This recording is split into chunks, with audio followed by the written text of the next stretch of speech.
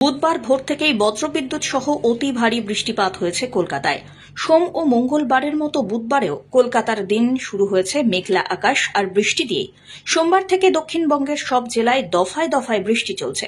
তবে আলিপুর আবহাওয়া দপ্তর জানিয়েছে, রাজ্য থেকে সরে গিয়েছে নিম্নচাপ। শক্তি ক্ষয় করে তা নিম্নচাপ অঞ্চলে পরিণত হয়েছে। ফলে বুধবার থেকে এর প্রভাব কমবে রাজ্যে।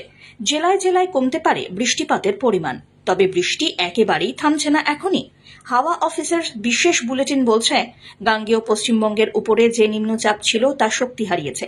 এখন এটি নিম্নচাপ অঞ্চল হিসাবে ঝাড়খণ্ড এবং বিহারের ওপর দিয়ে পশ্চিম এবং উত্তর পশ্চিম দিকে এগিয়ে পূর্ব উত্তরপ্রদেশের ওপর অবস্থান করবে। ফলে বুধবার থেকে নিম্নচাপের প্রভাব কিছুটা হলেও কমবে দক্ষিণবঙ্গে। নিম্নচাপ ঝাড়খণ্ডের দিকে সরে যেতেই বৃষ্টির পরিমাণও কমবে অনেকটাই।